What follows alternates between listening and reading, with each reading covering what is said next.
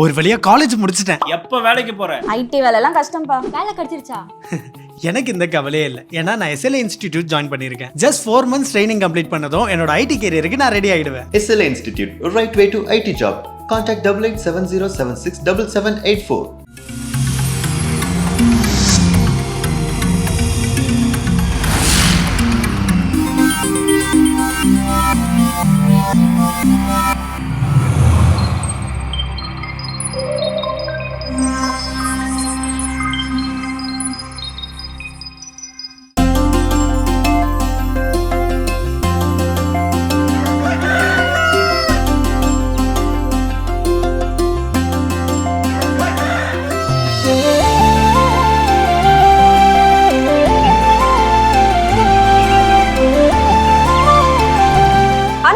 அனைவருக்கும் எங்களது இனிய காலை வணக்கம்.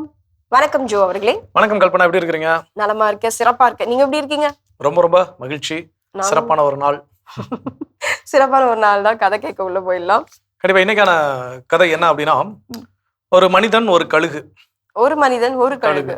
அப்போ அந்த கழுகுக்கு என்ன பண்றான், ஒரு சாப்பாடு கொண்டு வரான், இறைச்சி துண்டு என்ன பண்றான் கொண்டு வந்து அந்த கழுகு கிட்ட என்ன பண்றான், சாப்பிட கொடுக்குறான். அந்த கழுகுக்கு அந்த இறைச்சி துண்டை பார்த்தோன்னே ஆஹா அப்படின்னு சொல்லி, இவ்வளவு பெருசா, சூப்பர், இன்னைக்கு டேஸ்ட் பண்ணிடலாம் அப்படின்னு சொல்லி சாப்பிட ரெடி ஆகும் போது கையில வச்சிருந்த ஒரு சாட்டையை வச்சு அந்த கழுகை வெளுன்னு என்ன பண்றான், வெளுக்கிறான், சாப்பிட விடாம. இந்த கழுகுக்கு இப்ப சரியான கோபம், பயங்கரமான கோபம். அப்படி என்ன ஆகுது, பொங்கி எழுந்து வந்து சாப்பிட்றதுக்கு இறைச்சி துண்டையும் கொடுத்துட்டு என்ன பண்றானே, சாட்டையாலே அடிச்சு என்ன பண்றான், காயப்படுத்துறானே அப்படின்னு சொல்லி கோபத்தோடு வெகுண்டு எழுகின்ற பொழுது இவனை தாக்க வர்ற கிட்ட வரும்போது என்ன பண்ணிடுறான், கையில ஒரு உயிருள்ள எலியை என்ன பண்றதுக்கு சாப்பிட கொடுக்குறான். இதுக்கு அதை பார்த்த உடனே ஆஹா, உயிருள்ள ஒரு உணவா, சாப்பிட செம டேஸ்ட் அப்படின்னு சொல்லி என்ன பண்ற, அந்த எலியை வாங்கி விழுங்குது. ஆனா அந்த வந்த கோபம் காணாமல் போய்விடுகிறது. ஸோ இது போல சில நேரங்களில் சில மனிதர்கள் நம்மை எவ்வளவுதான் காயப்படுத்தினாலும் அந்த உயிருள்ள அந்த எலியை கொடுத்த உடனே எப்படி அந்த கோபம் காணாமல் போதும், அது போல ஒரு சின்ன சின்ன விஷயங்கள் செய்து அந்த கோபத்தை போக்கி கொண்டு நம்மளை எப்படி பயன்படுத்த வேண்டும். ஸோ அவங்க வந்து கிட்டத்தட்ட 95% என்னதான் பண்ணுவாங்கன்னா, நம்மள வலியும் வேதனையும் கொடுத்து கொண்டே இருப்பார்கள். அந்த 5 நிமிடம் நமக்காக ஓகே, நமக்கு கொடுக்கக்கூடிய விஷயம் ரொம்ப நல்லா இருக்குது, நம்மளை நல்லா பார்த்துக்கிறாங்க, நல்லா கேர் பண்ணிக்கிறாங்க அப்படின்னு நாம எண்ணத்துல மீதி 95% கொடுக்கக்கூடிய வலியும் வேதனை என்ன பண்ணிக்கிறோம், அக்செப்ட் பண்ணிக்கிறோம். ஸோ அப்போ இதுல நாம் யாராக இருக்கிறோம், எப்படி இருக்க வேண்டும், எப்படி விழிப்படைய வேண்டும், நாமளே அதை முடிவு பண்ணிக்கலாம். சிந்திக்கக்கூடிய ஒரு கதையை சொல்லியிருக்கீங்க. ஒரு அற்புதமான நாளை நம்ம இப்ப ஆரம்பிச்சிடலாம். இப்ப ஆலய தரிசனம் பார்க்கலாம்.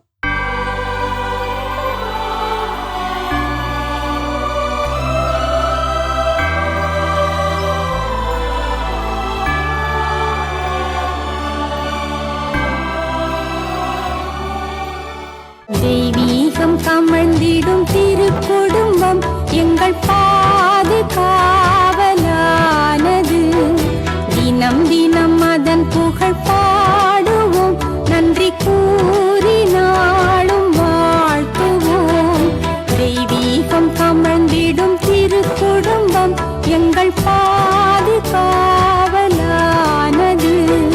தினம் தினம் அதன் புகழ் பாடுவோம், நன்றி கூறி நாளும் வாழ்த்துவோம்.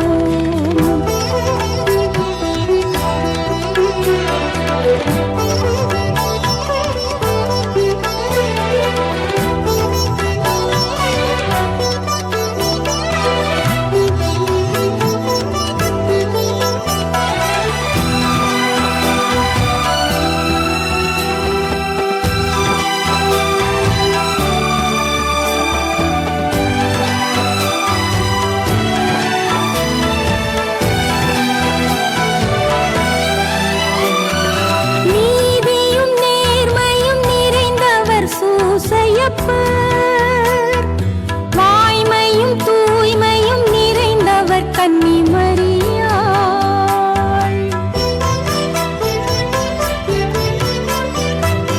நீதியும் நேர்மையும் நிறைந்தவர் சூசையப்பர். வாய்மையும் தூய்மையும் நிறைந்தவர் கன்னி மரியாள். தாட்சியும் சாந்தமும் நிறைந்தவர் இயேசு பிரான்.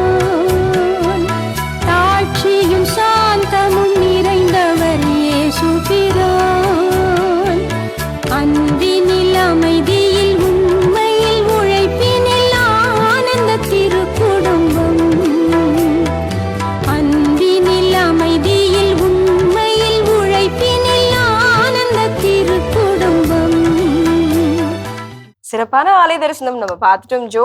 எஸ், உண்மையாவே மனதிற்கு வந்து ஒரு இனிமை அளித்தது என்றே சொல்லலாம். முகம் பார்ப்பதற்கு நமக்கு ஒரு கண்ணாடி எப்படி தேவைப்படுதோ அதே மாதிரி அகம் பார்ப்பதற்கும் ஒரு கண்ணாடி இருந்துச்சுன்னு வச்சுக்கோங்களேன். நம்ம எப்படி கண்ணாடி எல்லாம் அழுக்கா இருந்தா அதை தொடச்சு நம்ம முகத்தை எவ்வளவு கிளீனா நம்ம வந்து அழகா காட்டுறோம், அதே மாதிரி நம்மளுடைய அக கண்ணாடியும் அடிக்கடி துடைப்பதற்கு நமக்கு நல்ல எண்ணங்களும் நல்ல ஒரு சிந்தனைகளும் தேவைப்படும். அப்படிப்பட்ட தேவைப்படுகின்ற ஒரு தளம் தான் நம்முடைய கடல் வணக்கம் தளம். ஸோ இன்றைய நாள்ல நம்ம என்ன சிந்தனையை சிந்திக்க போறோம்? ஸோ இன்னைக்கான நாள் ஒரு ரொம்ப ஒரு சிறப்பான நாள். இந்திய தேசிய வரலாற்றில் பார்த்தீங்க அப்படின்னா கார்கில் வெற்றியை கொண்டாடக்கூடிய ஒரு சிறப்பான நாள். கார்கில் அன்னைக்கு என்ன நடந்துச்சு அப்படின்னு சொல்லி நம்ம எல்லாருக்குமே தெரியும். நம்ம கடவுள் வணக்கம் நிகழ்ச்சியில் கூட இந்த கார்கில் போர் எப்படி நடந்துச்சு, அந்த சூழல் எப்படி இருந்தது, இதை குறித்து கூட நம்ம கடந்த காலங்கள் என்ன பண்ணியிருக்கோம் அப்படின்னா பேசியிருக்கிறோம். ஸோ அப்போ அந்த வெற்றியை நினைவு கூறக்கூடிய இந்த நாளில் அந்த வெற்றிக்கு உறுதுணையாக இருந்த எல்லாருக்குமே நம்ம இன்னைக்கு அவங்களை நன்றியோடு நினைச்சு பார்க்கக்கூடிய கடமை நமக்கு இருக்கிறது. அது மட்டும் இல்லாமல் எனக்கு என்ன அப்படின்னு பார்த்தீங்கன்னா பேரண்ட்ஸ் டே, பெற்றோர் தினம் அப்படிங்கிற ஒரு நாளும் அனுசரிக்கப்படுகிறது. ஒவ்வொரு ஆண்டும் ஜூலை மாதத்தினுடைய அந்த 4வது ஞாயிற்றுக்கிழமையை வந்து பெற்றோர் தினம் அப்படிங்கிறதாக இன்னைக்கு செலிப்ரேட் பண்றோம். ஸோ இந்த நாளில் நம்முடைய குழந்தைகள் எதை அதிகம் நினைவில் வைத்திருப்பார்கள் அப்படிங்கிற சில விஷயங்கள் என்ன பண்ண போறோம் தெரிஞ்சுக்க போறோம். ஸோ நம்ம குழந்தைகளுக்கு எவ்வளவு எக்ஸ்பென்சிவான கிஃப்டோ ஏதோ ஒரு பொருட்களோ அப்படி இப்படின்னு வாங்கி கொடுத்தாலும் அவங்க அதிகமா நினைவில் வச்சக்கூடிய முதல் விஷயம் என்ன அப்படின்னு பாத்தீங்கன்னா தங்கள் பெற்றோர் தங்களோடு செலவழித்த அந்த பொன்னான நேரங்கள். ஸோ அது ஏன் பொன்னான நேரம் அப்படின்னு சொல்றப்போ பாத்தீங்கன்னா it's golden moments, precious moments. அது அப்படிலாம் கிடைக்கிறதே இப்போ குறைவாகி விட்டது. ரொம்ப அரிதாக இப்போ பெற்றோர்களோடு, ஏன்னா 2 பேரும் வேலைக்கு செல்லக்கூடிய சூழல்ல அந்த பெற்றோர்கள் குழந்தைகளோட நேரத்தை செலவிடுதல் ரொம்ப குறைஞ்சு போச்சு. அப்போ வெளியே ஒரு பார்க்குக்கு கூட்டிட்டு போறதோ, அவங்களுக்கு பிடிச்ச ஒரு ஐஸ்கிரீம் வாங்கி தரதோ, இல்லை அவங்களோட உட்காந்து பேசுறதோ, அவங்களோட நேரத்தை செலவிடுதலோ இந்த குழந்தைகள் எப்போதும் வாழ்வில் மறக்காத பொன்னான நினைவுகள் தான். இது போன்ற நிறைய நினைவுகள் குழந்தைகள் மத்தியில இருக்கு. ஒரு பேரண்ட்ஸ் நம்ம என்னெல்லாம் பண்ணோம் அப்படின்றத இன்னும் தொடர்ந்து பேசலாம். பார்த்த பகுதி பார்க்கலாம்.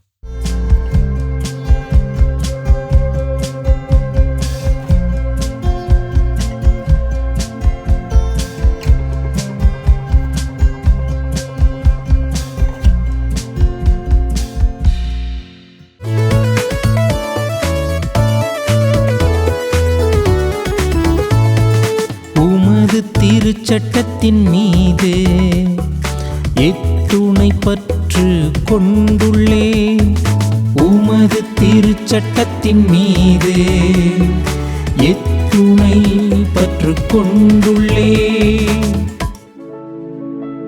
ஆண்டவரே, நீரே எனக்குரிய பங்கு, சொற்களை கடைபிடிப்பதாக நான் வாக்களித்துள்ளேன். நீர் திருவாய் மலர்ந்த சட்டம் ஆயிரக்கணக்கான பொன் வெள்ளி காசுகளை விட எனக்கு மேலானது. எனக்கு ஆறுதல் அளிக்குமாறு உமது பேரன்பு எனக்கு கிடைக்கட்டும். ஊழியனுக்கு வாக்குறுதி அளித்தீரன்றோ, ஊழியனுக்கு வாக்குறுதி அளித்தீரன்றோ. உமது திருச்சட்டத்தின் மீது எத்துணை பற்று கொண்டுள்ளே, உமது திருச்சட்டத்தின் மீது எத்துணை பற்று கொண்டுள்ளே. இறையேசுவில் பிரியமான அன்பு இறை மக்களே, அன்னை மரியாளுடைய அன்பு பக்தர்களே, உங்கள் யாவரையும் தினமொரு திருப்பாடல் வழியாக சந்திப்பதில் மகிழ்ச்சி அடைகிறேன். நாம் இன்று பொது காலத்தினுடைய 17வது ஞாயிற்றுக்கிழமையிலே இந்த திருப்பாடல் நமக்கு கொடுக்கப்பட்டிருக்கிறது. உன்னத கருத்தின் கீழ் கொடுக்கப்பட்டிருக்கிறது. திருப்பாடல் எண் 119. திருப்பாடல்கள் மொத்தம் 150 இருந்தாலும் இந்த 119 திருப்பாடல் மட்டும்தான் மிக நீண்ட வசனங்களை கொண்டதாக அமைந்திருக்கிறது. இதனுடைய நீட்சியின் காரணம் மனிதனுடைய வாழ்க்கை எவ்வாறு நீண்டு இருக்கிறதோ, ஒவ்வொரு சூழ்நிலையும் ஒவ்வொரு கருத்தின் கீழ் அமைகிறதோ, அதே போல இந்த திருப்பாடல் முழுவதுமே ஒவ்வொரு கருத்தின் கீழ் அமைந்திருப்பதாக நமக்கு தரப்பட்டிருக்கிறது.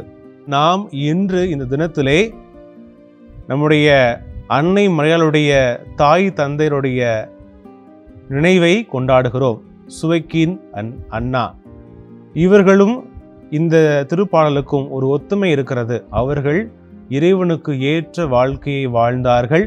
அதன் மூலமாக அவர்கள் பெற்றுக்கொண்ட கொடைகளை தங்கள் வாழ்க்கையில் அவர்கள் அனுபவித்தார்கள். அதே போல இந்த திருப்பாடல் வழியாக நாம் கற்றுக்கொள்கிற பாடம் என்பது நாம் இறைவனிடத்திலே சரணாகதி அடைய வேண்டும் என்பதுதான். இறைவனை புகழ்ந்து அவருடைய மக்களாக, அவருடைய சீடனாக வாழ்க்கையை நடத்த நம்மிடத்தில் இருக்கிற எல்லா தீமைகளையும் களைந்து விட்டு நன்மையால் நம்மை நிரப்ப இந்த திருப்பாடல் நமக்கு ஒரு வழி வகுக்கிறது. ஒவ்வொரு பத்தியிலுமே அது கொடுக்கப்படுகிற அந்த கருத்தானது ஒரு மனிதன் தன் வாழ்க்கையை எவ்வாறு சீராக கட்டமைக்கப்பட வேண்டும் என்பதை எடுத்து காட்டுகிறது. ஆக இந்த திருப்பாடலை நாம் படிக்கிற பொழுது அதிக வசனங்களை கொண்டதால் நமக்கு சலிப்பு தட்டலாம். உண்மையிலுமே இதனுடைய அடிப்படை ஒரு மனிதனை சரியாக நேர்த்திப்படுத்த இது வாய்ப்பாக இருக்கிறது. நம்முடைய வாழ்க்கையிலுமே பல மாரல் திங்ஸை நம்ம வாழ்க்கையில பின்பற்றுவோம். ஆனால் அது எல்லாமே தற்காலிகமானது.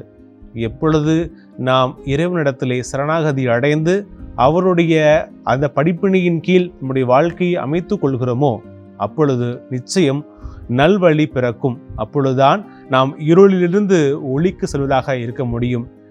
இரண்டாவதாக இதனுடைய பின்புலன் என்ன என்றால், நிச்சயமாக இந்த திருப்பாடல் எழுதிய காலகட்டம் இந்த பாபிலோனிய அடிமைத்தனத்திலிருந்து இவர்கள் வெளிவந்து தங்களுடைய வாழ்க்கையை அமைத்து கொள்ள அல்லது தங்களுக்கென்று ஒரு நிலப்பரப்பை அமைத்து கொள்கிற பொழுது இது எழுதப்பட்டிருக்கலாம் என்கிறது திண்ணம். ஆக இவர்கள் அடிமைத்தனத்திலிருந்து வந்த பொழுது இவர்கள் அனுபவித்த எல்லா வகையான துன்பத்திலிருந்தும் ஒரு விடுதலை, அந்த விடுதலை வாழ்வு எவ்வாறாக சீரமைக்கப்பட வேண்டும் என்பதை தொடக்கத்திலே அவர்கள் இதை திட்டமிட்டதாக குறிப்பிடப்படுகிறது. நாமும் நம்முடைய வாழ்க்கையிலே நம்முடைய வாழ்க்கையை செயல்பாடுகளை திட்டமிட்டு செயல்படுகிற பொழுதுதான் அது சரியாக அமையும். திட்டமிடாத எந்த செயல்பாடுகளும் வெறும் கூத்தாகும். ஆக நாம் நம்முடைய வாழ்க்கையிலே திட்டமிட்டு செயல்பட முயல்வோம். அதற்கான வரம் வேண்டி நாம் இறைவனை மன்றாடுவோம்.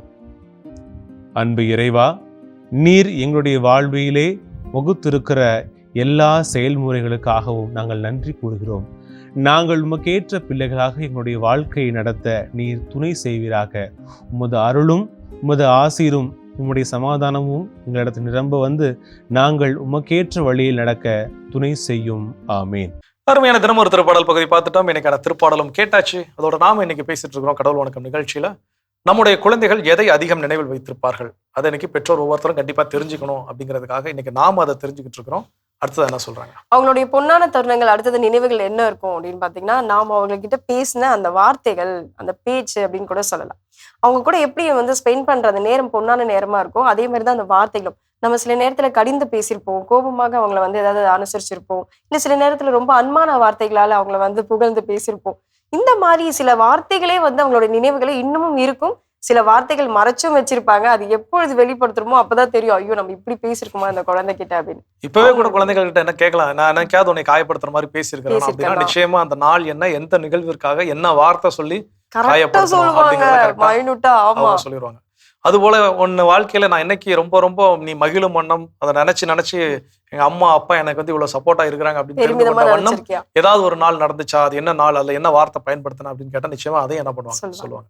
ஸோ நீங்க நாமளே நினைத்து பார்க்கலாம், நம்முடைய பெற்றோர்கள் நமக்கு எப்படிப்பட்ட வார்த்தைகளை சொல்லி நம்மளை வளர்த்துருக்காங்க அப்படிங்கிறது. அப்ப இவ்வளவு வயசாக நமக்கே அது ஞாபகம் இருக்கிறப்போ இன்னைக்கு இருக்கக்கூடிய குழந்தைகளுக்கு இன்னும் நல்லாவே ஞாபகத்துல இருக்கும்.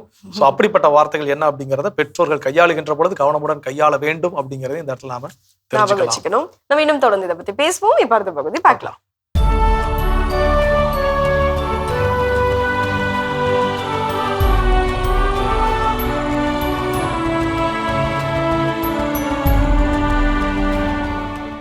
ஜூலை 26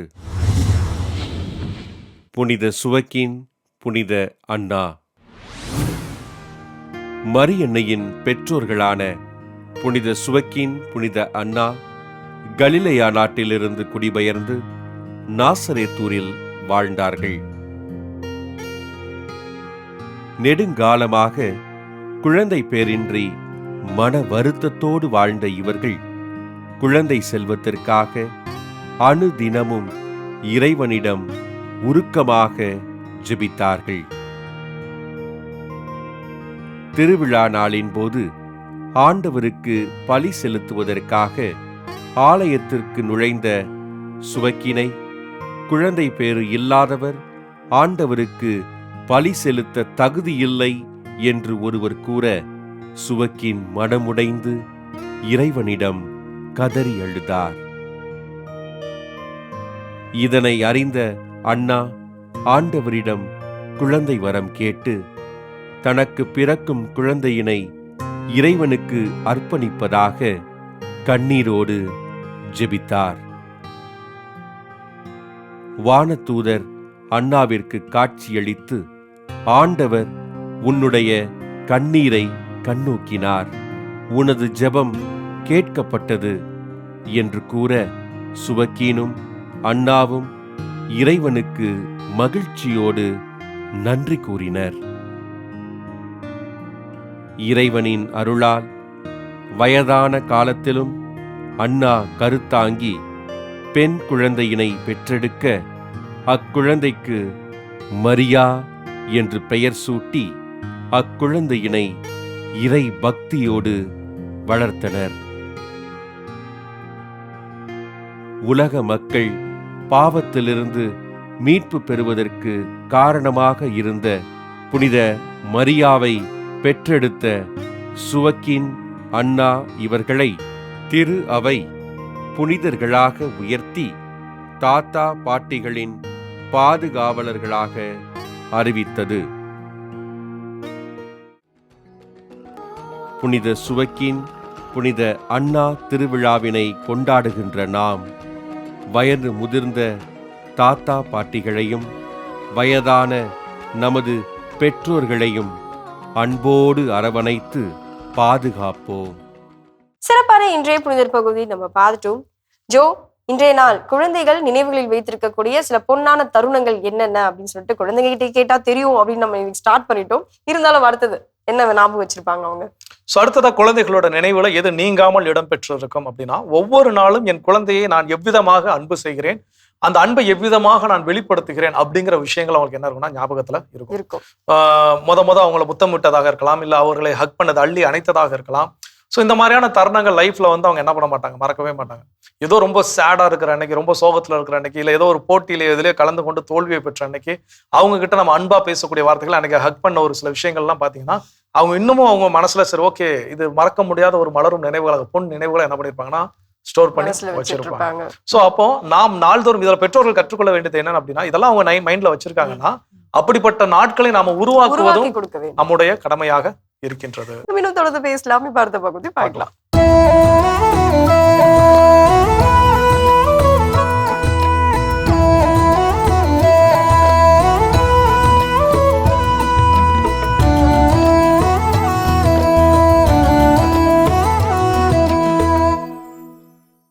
மனைவியோடு முல்லா வீடு. அவரது வீட்டில் என்ன சமைத்தாலும் பக்கத்து வீட்டுக்காரி மோப்பம் பிடித்து விடுவாள். தனது சின்ன மகளிடம் பெரியதொரு கிண்ணத்தை கொடுத்து அனுப்பி கொஞ்சம் வாங்கி வர சொல்லி விடுவாள். என்ன சமைத்தாலும், சூப்பு சமைத்தாலும், ஆடு மாடு மீன் என என்ன சமைத்தாலும் கிண்ணத்தோடு வந்து நின்று விடுவாள் சின்ன மகள்.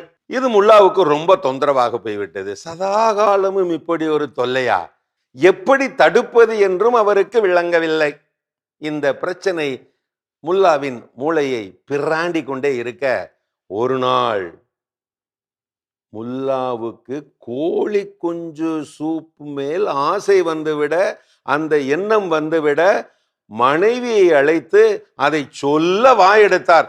சட்டென உஷாராகி அந்த பக்கத்து வீட்டுக்காரி கிண்ணத்தை கொடுத்து அனுப்பி விடுவாளே என்பது நினைவுக்கு வந்துவிட, ஒண்ணுமில்லை போ என்று அனுப்பிவிட்டார். அந்த சூப் எண்ணத்தை மனதோடு புதைத்து விட்டு அடுத்த வேலையிலே ஈடுபட ஆரம்பித்து விட்டார். ஓரிரு மணி நேரம்தான். கதவு தட்டப்படும் சத்தம் கேட்டது. போய் திறந்தார் முல்லா. அங்கே பெரிய கிண்ணத்தோடு நின்று கொண்டிருந்தாள் அந்த சின்ன மகள். பக்கத்து வீட்டுக்காரி தான் அப்படி அனுப்பி வைத்திருந்தாள். உங்கள் வீட்டில் கோழி குஞ்சு சூப்பு தயாரித்தீர்களாமே, அம்மா கொஞ்சம் வாங்கி வர சொன்னாள். கேட்டவுடன் மும்முரமாக சிரித்து விட்டார் முல்லா. ஓஹோஹோ என்று கத்தி கதறி சிரித்து கொண்டே இருந்தார் முல்லா. சத்தம் கேட்டு வந்த முல்லாவின் மனைவி கேட்டால், என்ன அப்படி பைத்திய மாதிரி சிரிக்கிறீங்க? அப்ப சொன்னாராம் முல்லா, பாத்தியாடி இந்த வினோதத்தை, இத்தனை காலம் சூப்பு சமைக்கும் போது மோப்பம் பிடிச்சிட்ட நம்ம பக்கத்து வீட்டுக்காரி இப்பதான் சூப்பு செய்யலாமே அப்படின்னு நினைச்சேன், அந்த சிந்தனையையும் மோப்பம் பிடித்து விட்டாளே. ஆம், என்ன ஓட்டங்களுக்கும் மனம் வாசனை உண்டு. வண்ணங்கள் மலருக்கு அழகு, எண்ணங்கள் மனிதருக்கு அழகு. எண்ணங்களில் எச்சரிக்கையாயிருங்கள். ஏன் தெரியுமா? எண்ணங்களில் தூசு கலந்தால் பார்க்கும் வண்ணங்களும் மாசுபடியும். எண்ணங்களே எல்லாம். எதை நீ எண்ணுகிறாயோ அதுவாகவே நீ. எண்ணங்கள் அழகாயிருந்தால் அதன் வெளிப்பாடுகளும் அழகாகவே தான் இருக்கும். எண்ணங்கள் உயிருள்ளன, அதனால் அவற்றின் விளைவுகளும் உயிருள்ளனவே. இந்த உலகத்திற்கு சீர் அளிப்பதும் சீரழிப்பதும் உனது எண்ணங்களே. ஆகவே சீரழிக்காதே. நினைவில் கொள்ளுங்கள் மாதா டிவி மனங்களே, அடுத்தவருக்கு நீ எதை கொடுக்கிறாயோ அதையே வட்டியும் முதலுமாக பெறுகிறாய் ஆண்டவனிடமிருந்து. அது அது துரும்பானாலும் சரி, துரோகமானாலும் சரி. அருமையான கதைகள் 1000 பகுதி பார்த்துட்டோம். இன்னைக்கான கதை சிந்தனை கேட்டாச்சு. அதோட நம்ம இன்னைக்கு பேசிட்டு இருக்கிறோம், குழந்தைகள் இதெல்லாம் அவங்க மைண்ட்ல கண்டிப்பா ஞாபகத்துல வச்சிருப்பாங்க அப்படிங்கிற விஷயங்கள் என்னன்னா அதை தான் தெரிஞ்சுட்டு இருக்கிறோம். அடுத்தது என்ன சொல்றாங்க? கடினமான தருணங்கள், அதாவது குழந்தைகளுக்கு எப்படியாவது ஒரு இக்கட்டான ஒரு சூழ்நிலை வந்திருக்கும். இப்போ ஸ்கூல்லே வந்து பாத்தீங்கன்னா ஏதாவது சண்டை நடந்திருக்கும், வந்து ஒரு பேரண்ட்ஸ் கிட்ட சொல்றாங்க அப்படின்னா நம்ம அதை எப்படி ஹேண்டில் பண்ணிருப்போம். அப்ப அந்த குழந்தைக்கு அது ஒரு ஃபுல் சப்போர்ட் பண்ணி ஹேண்டில் பண்ணிருந்தோம் அப்படின்னா கண்டிப்பா அந்த தருணத்தை அந்த குழந்தை அந்த நினைவுகள்ல வந்து கண்டிப்பா வச்சிருப்பாங்க, அதை மறந்திருக்க மாட்டாங்க. அதே நேரத்துல நம்ம வந்து அதை சரியா அனுசரிக்காம, காது கொடுத்து கேட்காம, அப்படி ஒரு தருணம் அந்த குழந்தைக்கு நம்ம கொடுத்துருந்தோம் அப்படின்னா அதையும் அவங்க ஞாபகம் வச்சிருப்பாங்க. அப்போ ஒரு பேரண்ட்ஸை நம்ம என்ன பண்ணணும் அப்படின்னா, இப்படிப்பட்ட ஒரு இக்கட்டான சூழ்நிலை, ஒரு கடினமான சூழ்நிலைகள் வரப்போ அந்த குழந்தைகளுக்கு நாம் எப்படிப்பட்ட ஒரு சப்போர்ட் கொடுக்க வேண்டும் அப்படின்றத ஞாபகம் வச்சு. கண்டிப்பா இந்த டிஃபிகல்ட் டைம்ஸ் அப்படின்னு சொல்றப்ப என்னோட லைஃப்ல மறக்க முடியாத ஒரு நிகழ்வு. நான் 6ஆம் கிளாஸ் படிச்சுட்டு இருந்தேன். அப்போ எங்க வீட்டுக்கு எவ்ரி சாட்டர்டே சண்டே வந்து எங்களோட அத்தை பசங்க மாமா பசங்க எல்லாம் வந்துருவாங்க வீட்டுல. ஸோ அப்போ சண்டே மாஸ் முடிச்சுட்டு வந்து வீட்டுல எல்லாம் கிராண்டா சாப்பாடு மதியம் லஞ்ச்லாம் ரெடி ஆயிட்டு இருக்குது, எல்லாம் விளையாடிட்டு இருக்காங்க. எனக்கு இமீடியட் நெக்ஸ்ட் டே மண்டே அன்னைக்கு வந்து கேட்டகிசம் எக்ஸாம், மறைக்கல்வி தேர்வு. ஸோ ஸ்கூல்ல எக்ஸாம் இருக்கிறதுனால என்ன பண்றாங்க, எங்க வீட்டுல எங்க அம்மா படிக்க சொல்லிட்டு மேல எல்லாரும் விளையாடிட்டு இருக்காங்க. நமக்கு எப்படி படிப்பு வரும்? ஒரு வட்டத்துல டென்ஷன் ஆகி வீட்டுல என்னன்னா தீப்பெட்டி அப்படிங்கிறதுனால அந்த துத்தநாகம் சல்ஃபேட்லாம் வச்சிருப்பாங்க. ஸோ எடுத்து என்ன பண்ணிட்டேன், டப்புக்குன்னு வாயில் அள்ளி போட்டு தின்ட்டான். நம்ம ஒரு மாதிரி எமோஷனல் ஆகி அப்புறம் சாப்பிட உட்காந்துருக்காங்க. சாப்பாடு வச்சோடனே பயங்கரமான வாமிட்டிங், ரொம்ப ஒரு மாதிரி அன்கான்சியஸ் ஆகிட்டேன். என்னால் உட்கார முடியல. எங்க வீட்டுல எல்லாருக்கும் ஏதோ உடம்பு சரியில்லைன்னு தான் தெரியுமே தவிர இப்படி ஒரு செயல் செஞ்சிருக்கீங்க தெரியல. அப்ப எங்க அப்பா தூக்கி பைக்ல உட்கார வைக்கிறாரு. அவரோட பைக்ல என்னால என்ன உட்காரவே முடியல, அப்படியே ஒரு மாதிரி அன்கான்சியஸ் ஆகி நான் நெலிஞ்சு விழுறேன். அன்கான்சியஸ் மீன்ஸ் எனக்கு நடக்கிறது தெரியுது, என்னால ஸ்டெடியா நிக்க முடியல, அப்படியே ஒரு மாதிரி பொத்துன்னு. அப்ப எங்க அப்பாவுக்கு தெரிஞ்சு போச்சு, பைக்ல வச்சு என்ன பண்ண முடியாது, கூட்டிட்டு போக முடியாதுன்னு சொல்லி டக்குனு ஒரு தோல் மேல என்ன பண்றாருன்னா அப்படி தூக்கி போட்டுட்டு ஆஸ்பத்திரிக்கு விறுவிறுன்னு நடந்து என்ன பண்ணாரு, கூட்டு போயிட்டாரு. ஸோ இன்ன வரைக்கும் எனக்கு என்ன பண்ண முடியாது, அது மறக்க முடியாது. அவர் ஹாஸ்பிட்டல கூட்டு போய் அந்த டைம்ல ஒரு கரெக்டான நேரத்துல சேர்த்ததுனால, கரெக்டான ட்ரீட்மெண்ட் கிடைச்சனால இன்னைக்கு உட்காந்து என்ன பண்ணிட்டு இருக்குது, பேசிட்டு இல்ல அப்படின்னா அன்னைக்கு நம்ம லைஃப் என்ன இருக்கும், முடிச்சு போயிருக்கும். ஸோ இப்போ இது போன்ற தருணங்கள்ல நம்ம அப்பா அம்மா எப்படி கூட இருந்தாங்க, இப்ப நினைச்சு பாக்குற மாதிரி தான் ஒவ்வொரு குழந்தைகளுக்கும் அவர்களுடைய கடினமான தருணங்கள்ல தங்களுடைய தாயும் தத்தையும் எந்த அளவுக்கு நமக்கு சப்போர்ட்டா இருந்தாங்க அப்படிங்கறத எத்தனை வருஷம் ஆனாலும் சாகர வரைக்கும் அதை மறக்கவே மாட்டாங்க. சிறப்பு ஜோ, நம்ம இன்னும் தொடர்ந்து பேசலாம். இப்ப அதுக்கு முன்னாடி ஒரு சின்ன பிரேக் போயிட்டு வரலாம்.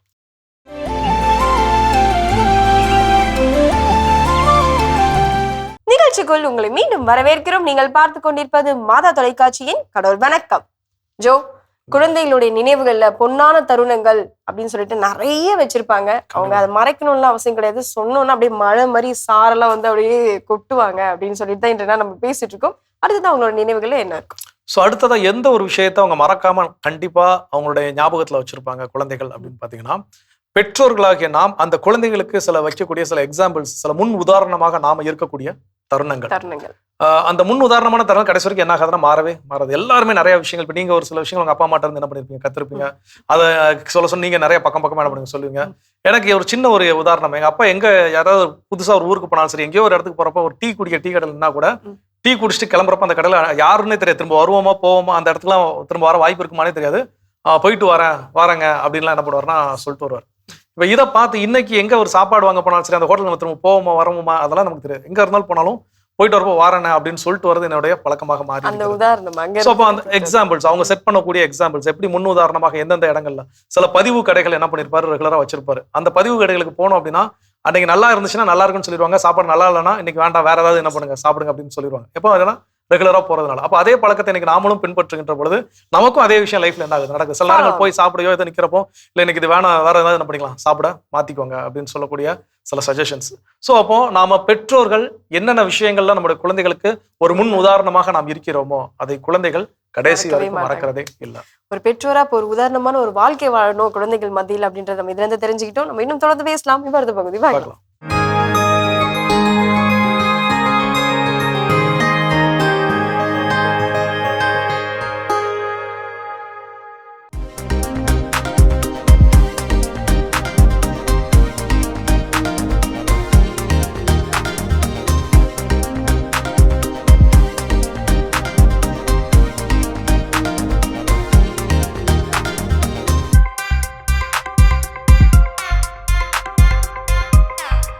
வணக்கம், நான் doctor Santhosh, consultant cardiologist, Meridian hospital. So இன்றைக்கி உங்ககிட்ட நான் என்ன பேசணும்னு நினைக்கிறேன் அப்படின்னா, heart attack in young adults.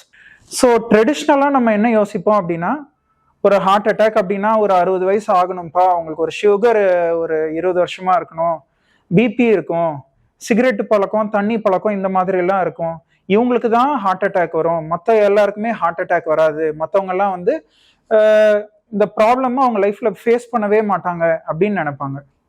ஆனால் அதெல்லாம் வந்து 10 வருஷம் முன்னாடியே மாறிடுச்சு. ஸோ இப்போ நம்ம கரண்ட் ஸ்டேட்டஸ் பார்க்குறோம் அப்படின்னா 45 இயர்ஸ் கீழே 30 இயர்ஸில் 28 இயர்ஸில் 25 இயர்ஸ்லலாம் ஹார்ட் அட்டாக் வரதை கண்கூடாக பார்க்குறோம் எங்களோட டே டு டே ப்ராக்டிஸில். ஏன் அப்படி வருது? அதுக்கு ஏதாவது ரீசன் இருக்கா? இந்த கொஞ்ச நாள் இந்த 10-20 வருஷத்துல என்ன மாறுச்சு, எதனால இந்த அளவுக்கு ரேம்பண்டா ஹார்ட் டிசீசஸ் வருது அப்படின்றத பத்தி நம்ம பிரீஃபா இந்த வீடியோல பார்த்துடலாம். Unhealthy life style. ஸோ எப்படியெல்லாம் அன்ஹெல்தி லைஃப் ஸ்டைல் நம்ம ஃபேஸ் பண்றோம் அப்படின்னா, ஃபர்ஸ்ட் லாங் ஒர்க்கிங் ஹவர்ஸ். ரொம்ப நேரம் உட்காந்துட்டே இருக்கும் ஆஃபீஸில். ஸோ மோர் தென் 8 hours கண்டினியூஸாக நம்ம உட்காந்துட்டு இருக்கோம். நடுவில் மேக்ஸிமம் 1 or 2 பிரேக்ஸ் தான் எடுப்போம். ஸோ அந்த மாதிரி இருக்கும்போது நம்ம காலில் இருக்கிற மசில்ஸ்க்கு, மெயினாக காஃப் மசில்ஸ்க்கு ஒர்க் கொடுக்குறது ரொம்ப கம்மி. ஸோ அந்த காஃப் மசில்ஸ் ஆக்சுவலாக என்ன பண்ணோம்னா, it acts as the second heart. நம்ம ஹார்ட்டோட பம்பிங்கில் throughout the body blood சர்க்குலேஷனில் காஃப் மசில்ஸ்க்கு ஒரு ரோல் இருக்குது. ஸோ அந்த ரோலை வந்து கம்ப்ளீட்டாக கட் டவுன் பண்ணுறதுனால ஹார்ட்டுக்கான ஸ்ட்ரெஸ், ஒர்க் ஸ்ட்ரெஸ் ஜாஸ்தி ஆகுது. So that is one very important factor. அதனால தான் இப்போல்லாம் என்ன சொல்கிறோம் அப்படின்னா, prolonged sitting is the new smoking. So ஸ்மோக்கிங்க்கு ஈக்குவலண்ட் ப்ரொலாங்டாக நம்ம உட்காந்துட்டே இருக்கிறது. So avoid that. That is very important. Second வந்து வெளியில் வாங்கி சாப்பிட்றது இப்போ ரொம்ப காமன் ஆயிடுச்சு. நம்ம இப்போல்லாம் வெளில போகணுன்றது கூட அவசியம் இல்லை. இப்போல்லாம் பார்த்தீங்கன்னா ஸ்விக்கி, ஜொமேட்டோ தான். வீட்டில் உட்காடுறோம், ஃபுட் ஆர்டர் பண்ணுறோம், வீட்டுக்கு வருது, சாப்பிட்றோம், டிவி முன்னாடியே உட்காந்துருக்கோம். ஸோ ஃபிசிக்கல் ஆக்டிவிட்டி கட் ஆகுது. வெளியில் போகணுன்ற அந்த ஒரு எஃபர்ட் போடுறது நம்ம கிட்ட கிடையாது. There is no walking in any sense. ஒரு ஃபிசிக்கல் ஆக்டிவிட்டியை டோட்டலாக கட் டவுன் பண்ணுறோம். இன் அடிஷன் டு தட், நம்ம வெளியில் வாங்கி சாப்பிடும்போது சாப்பாடு மட்டும் எடுத்துக்கிறோமா? கிடையாது. கூட coke, soda, all kind of carbonated drinks, அதில் அவ்வளோ சுகர்ஸ், அது மட்டும் சாப்பிட மாட்டோம். கூட ஒரு டெசர்ட்னு ஒன்று ஆட் பண்ணுவோம். அந்த டெசர்ட்டில் அவ்வளோ ஆடட் சுகர்ஸ் இருக்கும். ஸோ எல்லாம் சேர்ந்து there is high fat, high sugars and high salt. இந்த மூணுமே இருக்கிறனால ஃபியூச்சரில் என்ன ஆகும்? கண்டிப்பாக they will develop sugar, BP, cholesterol. மூணுமே எவ்வளோ சீக்கிரம் டெவலப் ஆக முடியுமோ அவ்வளோ சீக்கிரம் டெவலப் ஆகிடும். Just because of these simple lifestyle issues நமக்கு வந்து 3 most common problem, sugar, BP, cholesterol ஈஸியாக வந்துடும். பிகாஸ் we don't take any effort in any physical activity. காமனாக சொல்கிறேன், எல்லாரையும் சொல்லலை. So that is what mainly affects the heart. அருமையான நலம் தரும் நேரம் பகுதி பார்த்துட்டோம். இன்னைக்கான மருத்துவ ஆலோசனை கேட்டாச்சு. அதோட நம்ம பேசிட்டு இருக்கிறோம், நம்முடைய குழந்தைகள் எதை நீங்காமல் நினைவில் வைத்திருப்பார்கள் அப்படிங்கிற விஷயங்கள். அடுத்ததான் என்ன சொல்றாங்க? பெரியவங்களோட குழந்தைங்களுக்கு நினைவாற்றல் அதிகம் அப்படின்னு சொல்லிட்டு எல்லாருக்குமே தெரியும். ஸோ அப்படிப்பட்ட அந்த குழந்தைகள் மத்தியில் வந்து பார்த்தீங்கன்னா, குடும்பத்திற்கு நடுவில் நிறைய குட் மெமரிஸ் நடந்திருக்கும் இல்லையா? நம்மளே வந்து அந்த சில சம்பவங்களை வந்து மறந்துட்டு இருப்போம். ஆனால் அந்த இடத்துல, அந்த தருணங்கள்ல நம்ம ரொம்ப மகிழ்ச்சியோட அந்த குடும்பத்தோட நம்ம வந்து ஒன்றிணைந்து அந்த தருணங்களை வந்து கழித்திருப்போம். ஆனால் சிறிது ஒரு 5 வருடம் 6 வருடம் கழித்து கேட்கிறப்போ நம்மளுக்கு அந்த அளவுக்கு அது பெருசா நினைவு இருக்கான்னு தெரியாது. ஆனா குழந்தைகள் வந்து கேட்கிறப்போ அது அவ்வளோ அழகா, இன்ச் டு இன்ச் அவ்வளோ அழகா சொல்லுவாங்க. ஸோ அப்படிப்பட்ட அந்த நினைவுகள் வந்து பாத்தீங்கன்னா அவங்க அதை வந்து மெமரி மாதிரி சேவ் பண்ணி வச்சிருப்பாங்க. கண்டிப்பா குழந்தைகள், எனக்கு தெரிஞ்ச 2 பேருக்குமே நினைவுகள் ஓகே தான். ஏன் அப்படின்னா, குழந்தைகள் மலரும் நல்ல நினைவுகளை கண்டிப்பா என்ன பண்ணிருப்பாங்க, ஞாபகம் வச்சிருப்பாங்க. நீங்க அதே பெரியவங்ககிட்ட போய் கேட்டாலும் அவங்களும் ஞாபகம் வச்சிருப்பாங்க. எதை ஞாபகம் வச்சிருப்பாங்க? அந்த மலரும் நினைவுல இருக்கக்கூடியதுல எங்கெல்லாம் சண்டை சச்சரவுகள் போட்டு என்னெல்லாம் சொன்னோம் அப்படிங்கிறது. அதனால இந்த நினைவுகள்ல ஸ்டோர் பண்ணி வைக்கிறதுக்கு 2 பேருமே ஈக்குவலா தான் இருப்பாங்க. பட் எதை நாம் சேமித்து வைக்கிறோம் அதுதான் இங்க ரொம்ப ரொம்ப முக்கியம். அப்ப குழந்தைகள் போல நல்ல நினைவுகளை சேமித்து வைக்கக்கூடிய விஷயங்கள் ரொம்ப ரொம்ப முக்கியம். இப்போ அதுதான் நினைச்சு பார்க்க நமக்கு என்ன ஆகுனா, எவ்வளவு வித ஒரு நேரத்துல நம்ம ஃபேமிலி ஃப்ரெண்ட்ஸோட என்ன பண்ணிருக்கலாம், சண்டை போட்டுருக்கலாம், ஏதோ ஒரு சில விஷயங்கள். ஆனா அங்க பெரியவங்க எதை நினைச்சு பார்ப்போம், அதனா அந்த சண்டையை தான் என்ன பண்ணுவோம் நினைச்சு பார்ப்போம். பெருசா அந்த சண்டைக்கு முன்னாடி நடந்த சில நல்ல நல்ல நிகழ்வுகள் இருக்கும். நல்லா கேக் கட் பண்ணி செலிப்ரேட் பண்ணதா இருக்கலாம், சாப்பாடு ஒருத்தருக்கு ஒருத்தர் பரிமாறி ஊட்டி விட்டுக்கிட்டதா இருக்கலாம், இல்ல ஏதோ பழைய கதைகள் பேசி சிரித்த ஒரு விஷயமா இருக்கலாம், ஒரு டூர் போனதா இருக்கலாம், என்ன வேணாலும் இருக்கலாம்.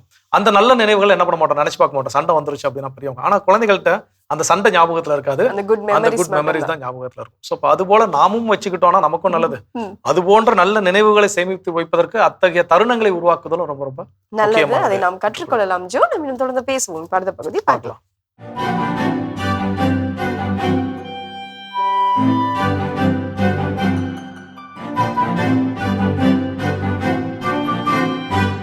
அன்பிற்கினிய மாதா தொலைக்காட்சி சுவஞர்களே, தமிழ் மணக்கும் அன்பு நெஞ்சங்களே, வணக்கம்.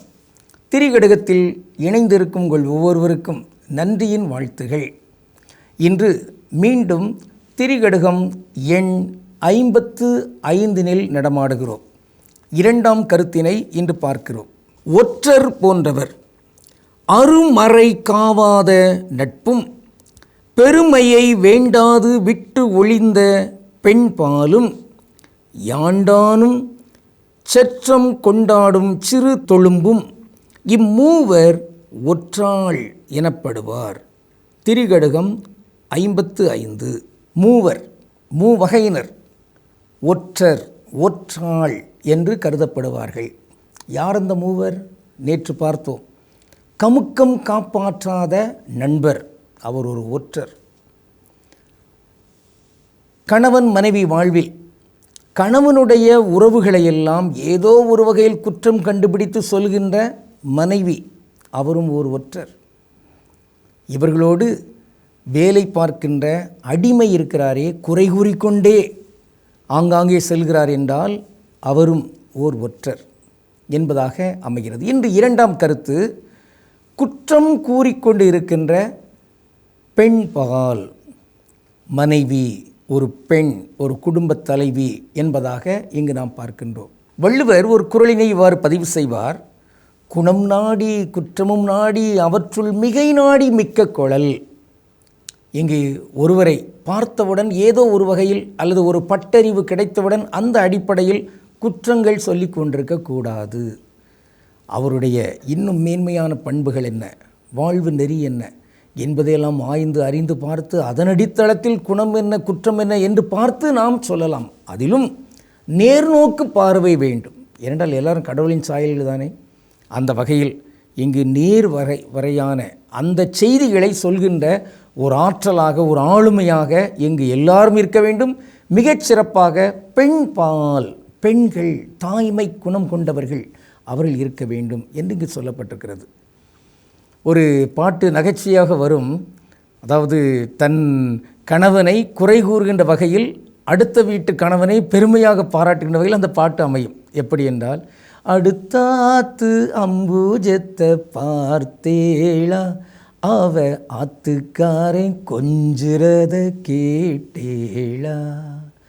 உடனே கணவர் பாடுவார், அடுத்தாத்து சங்கதி எல்லாம் நமக்கேண்டி, அவன் சம்பளம் பாதி கிம்பளம் பாதி வாங்குறாண்டி. அப்படி வரும். ஆக கணவன் மனைவி அடுத்த ஆட்களை ஒப்பிட்டு அதன் அடித்தளத்தில் இங்கு தன் மனைவியை, தன் கணவனை அங்கு குறை கூறுகின்ற, குற்றம் சாட்டுகின்ற அந்த நிலையெல்லாம் வேண்டியதில்லை. அது சண்டைக்குத்தான் இட்டு செல்லும். அது ஒப்புரவுக்கோ நல் உறவுக்கோ இட்டு செல்லாது. அந்த வகையில் கணவன் தன் மனைவி தொடர்புடைய குடும்பத்தில் இருக்கிற எல்லாரையுமே அந்த உறவாகவே பேணலாம். மனைவி தன் கணவன் தொடர்பான அந்த உறவுகளை எல்லாமே தன் உறவாகவே பேணலாம்.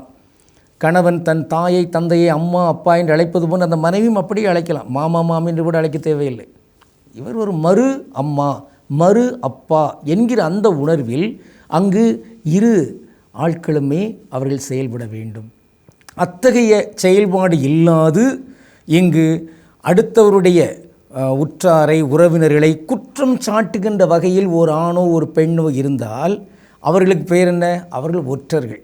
அடுத்த நாட்டு அரசன், அவங்களுடைய ஆட்சி அமைப்பு, அவற்றையெல்லாம் ஏதோ எடுத்து கொண்டு வந்து இங்கு அரசனிடம் குற்றமாகத்தான் சொல்வார். அப்படிப்பட்ட ஒற்றராக, ஒற்றாளாக இங்கு நாம் இருந்துவிட முடியாது, இருந்துவிடக்கூடாது. குடும்பம் இந்த உலகம் என்கிற பெரிய குடும்பம், இந்த குடும்பத்திலெல்லாம் நாம் இங்கே ஒற்றர் தன்மையில் அல்ல. நீங்கள் எவரையும் ஒற்றராக பணியமர்த்த வேண்டியதில்லை. என் மனைவி என்னெல்லாம் செஞ்சுருக்கேன் எனக்கு பார்த்து சொல்லு, என் கணவன் என்னெல்லாம் செஞ்சுருக்கேன் எனக்கு பார்த்து சொல்லு, அதற்கேற்ப வேறு வகையான கருவிகள் எல்லாம் வைக்கிறாங்க பாருங்கள், அதெல்லாம் தேவையில்லை. மாறாக இங்கு நேர்மைத்தன்மை அது உயர்ந்து நிற்க வேண்டும். இன்று நாம் பார்க்கின்ற ஒரு தனித்தமிழ் சொல் அது பெண்பால். பெண்பால் என்றால் என்ன? ஆண்பால், பெண்பால், பலர்பால், பலவின்பால் இப்படியெல்லாம் இருக்கின்றனவே. இங்கு பெண்பால் என்பது வேறொன்றுமில்லை, பெண் இனம், பெண். அதோடு வீட்டில் இருக்கிற இல்ல தலைவி, மனைவி, வாழ்க்கை துணைவி என்றெல்லாம் பெயர் பெறுகின்ற அளவுக்கு இந்த பொருள் இருக்கிறது. இங்கு யாரும் தன் மனைவியை ஏதோ மதிப்பு குறைவாக சொல்வதாக என் பொண்டாட்டி அப்படி சொல்லக்கூடாது. அந்த சொல் வேண்டாம். என் மனைவி, என் இல்லாள். முன்னால் சொல்லுவாங்க எங்கள் வீட்டாள்னா மனைவி என்கின்ற அந்த மதிப்பு தன்மையோடு சொல்லப்படுகின்ற அந்த சொல்லே நம்மை எதிர்ப்பாக பகையாக பார்க்கின்ற நம் உறவினர்கள் கூட நம்மை நட்பாக அணுகுவதற்கு வாய்ப்பு உண்டு. அதனால்தான் இயேசுவிடம் அணுகுகின்ற அந்த ஒரு பெண், கனானிய பெண், அவரிடம் இயேசு சொல்வார், எம்மா பிள்ளைக்கு கொடுக்குற உணவை நாய்க்குட்டிக்கு போட முடியுமா? உடனே அந்த தாய் சொல்லுவாங்க, ஆமையா, ஆனால் மேசையிலிருந்து விழுகிற அந்த சிறு துண்டுகளை நாய்க்குட்டிகள் தின்னுமே, அவ்வளவுதான். அதை சொன்னவுடன் இயேசு அப்படியே மனம் மாறி, அம்மா நீர் இவ்வாறு சொன்னதால் உன் மகள் நலம் அடைவாள். அதை போன்று நம்முடைய சொல்லே என ஒவ்வொரு சொல்லுக்கும் கணக்கு கொடுக்க வேண்டும். இந்த சொல் குற்றம் சாட்டுகிற சொல்லாக அல்லாமல் உயர்த்தி பேசுகின்ற, அதுவும் நடிப்புத்தன்மையில் இல்லை, உண்மையை உயர்த்தி சொல்கின்ற அந்த எண்ணத்தோடு வாழ்வதற்கு உறுதியேற்றுக்கொள்வோம். கடவுளுக்கு திருவிழமானால் மீண்டும் நாளை திரிகடுகத்தில் இணைந்து மகிழ்வோம். நன்றி, வணக்கம். சிறப்பான பகுதி திரிகடுகம் நம்ம பார்த்துட்டோம். இன்றைய நாள் குழந்தைகளுடைய நினைவுகள்ல ஒரு பொன்னான தருணங்கள் எப்பவுமே அவங்க வச்சிட்டு இருப்பாங்க. அது நம்ம கேட்கிறப்போ அது தன்னால சேரும் அப்படின்ற மாதிரி இன்றைய நாள் நம்ம பேசிட்டு இருக்கோம். அடுத்தது அவங்களோட பொன்னான நினைவுகள் என்ன ஒளிஞ்சிருக்கும்? ஸோ அடுத்ததான் அவர்கள் மனதில் நீங்காமல் நினைவில் இடம்பெற்றிருக்கக்கூடிய ஒரு விஷயம் என்ன அப்படின்னா, தன்னுடைய தாய் தந்தை தன்னை பாராட்டிய அந்த தருணம். அது என்ன விஷயம்னா இருக்கும், அவர் ஸ்டேஜ் ஏறி பரிசு வாங்கினதா இருக்கலாம், அவர் ஸ்டேஜ் ஏறி பெர்ஃபார்ம் பண்ணதா இருக்கலாம், இல்லை அவங்க வாழ்க்கையில முதலாக கலந்து கொண்ட ஒரு போட்டியாக இருக்கலாம். இந்த நேரத்தில் மற்ற யூஸ்வலாக சின்ன வயசுல நீங்கள் குழந்தைகளை தேடி பார்த்தோம் அப்படின்னா, இன்னைக்கு இருக்கக்கூடிய குழந்தைகள் ஒரு ஸ்கூலில் பெர்ஃபார்ம் பண்ண போகுது, அப்போ ஸ்டேஜ் ஏறி டான்ஸ் ஆட போகுது அப்படின்னா நம்ம வீட்டில் எல்லாத்தையும், அப்பா மறக்காம வந்துருப்பா, அம்மா மறக்காம நீ என்ன பண்ணணும் வந்துடணும் அப்படின்னு எல்லாரும் அத்தனை இடம் என்ன பண்ணுவோம், கூட்டிட்டு எல்லா தாத்தா பாட்டி எல்லாரும் இன்வைட் பண்ணிட்டு என்ன பண்ணுவோம், ஸ்டேஜுக்கு போவோம். அந்த ஸ்டேஜ்ல கீழே இருந்து பார்ப்பதற்கு 1000 கண்கள் அங்க இருந்து அப்படி இருந்தாலும் கூட அது தேடக்கூடிய விஷயம் யாருடைய கண்களை தேடுன்னு பாத்தீங்கன்னா, தன்னுடைய அம்மா எங்க இருக்கிறாங்க, தன்னுடைய அப்பா எங்க இருக்கிறாங்க, அதை கண்டுபிடிச்சிட்டாங்கனாலே ஆட்டோமேட்டிக்கா அவங்க ஃபேஸ்ல என்ன ஒரு ஸ்மைல் வந்துடும். அது ஸ்டேஜ்ல யார் இருக்கா, என் பக்கத்துல டீச்சர் நிக்கிறாங்க, நிக்கல, எனக்கு தெரிஞ்சவன் பாக்குறான் பார்க்கல, இங்க இருந்து நான் டான்ஸ் ஆடணும், என் ஃபேஸ் ரியாக்ஷன்ஸ் வெளியே, இதெல்லாம் எதுவுமே அவங்க மைண்ட்ல என்ன ஆகாது, இருக்காது. அந்த கண்கள் தேடிக்கிட்டே இருக்கும். நிறைய விஷயங்கள் நடக்கும். இப்ப ஸ்டேஜ்ல இருந்து பாத்தீங்கன்னா ஒரு 10 குழந்தைங்க ஆடுதுன்னா 10 குழந்தைங்க அவங்களுடைய பெற்றோர் என்ன பண்ணும், தேடும். சில குழந்தை கடைசி வரைக்கும் தேடி அவங்க அப்பா அம்மா என்ன பண்ண முடியாது, கண்டுபிடிக்க முடியாது. அது ஆடி முடிச்சுட்டு என்ன பண்ணிடும், போயிடும். கடைசி தேடி எங்க நின்று நான் உன்னை தேடி பார்த்தவனை ஆளே காணல அப்படின்னு சொல்லக்கூடியது. சில குழந்தைகள் அந்த தேடி கண்டறிந்த உடனே கண்ணு அப்படியே ஒரு ஸ்மைல், பயங்கரமான ஸ்மைல், அந்த ஃபேஸ் ரியாக்ஷன்ஸ் எல்லாமே டோட்டலா மாறி இருக்கும். அந்த கடைசி வரைக்கும் அம்மா அங்கதான் நிக்கிறாங்க, அப்பா அங்கதான் நிக்கிறாங்கன்னு மற்ற கூட்டத்தை பத்தி எல்லாம் கவலைப்படாம அங்க பார்த்தா என்ன பண்ணும், டான்ஸ் ஆடும். இந்த பெர்ஃபார்மன்ஸ் என்ன ரீசன் அப்படின்னா, முடிஞ்சு வந்தக்கப்புறம் பாப்பா நீ சூப்பரான தம்பி, நீங்க செமையா எனக்கு கலக்கிட்டேன் அப்படின்னு சொல்லக்கூடிய அந்த பாராட்டுகள் மற்றவங்க டீச்சர்ஸ் சொன்னாலும் சரி, அவங்க கூட இருக்கக்கூடிய சக நண்பர்கள் சொன்னாலும் சரி, இல்ல அவங்களுடைய ரிலேட்டிவ்ஸ் யாரு சொன்னாலும் சரி, அதெல்லாம் இதுக்கு ஈடாக அந்த அளவுக்கு நம்ம பேரண்ட்ஸ் கிட்ட இருந்து கிடைக்கக்கூடிய அந்த அப்ரிசியேஷன்ஸ். அது சின்ன வயசுல நிறைய குழந்தைகளுக்கு என்ன பண்றோம், நம்ம கொடுத்துருக்கோம். வளர வளர வளர அந்த பெற்றோர்கள் அதை என்ன பண்ணிட்டோம், குறைச்சிட்டோம். குழந்தைகள் அதை எனக்கு வேணும் அப்படின்னு கேட்கறது அவங்களுக்கு யாரு கேட்டு கிடைக்கக்கூடிய விஷயம் இல்லை இல்லையா அது. ஸோ அவங்களும் என்ன பண்ணிக்கிறாங்க, கேட்கறத குறைச்சிக்கிறாங்க. பட் அது இன்றளவும் கரெக்டாக அந்த அப்ரிசியேஷன் கொடுத்தா ஒரு மகிழ்ச்சியான சுகமான உறவு அங்க இருக்கும். அப்படிப்பட்ட பாராட்டுதல் பெற்ற தருணங்களை அந்த குழந்தைகள் மறக்க மாட்டார்கள். எதிர்பார்க்கக்கூடிய ஒன்று அந்த பாராட்டுதல் அந்த குழந்தைகளுடைய மனசுல, அது நம்ம மறந்துடக்கூடாது ஒரு பேரண்ட்ஸா எப்பவுமே. நம்ம இன்னும் தொடர்ந்து பேசலாம் ஜோ. இப்ப அடுத்த பகுதி பார்க்கலாம்.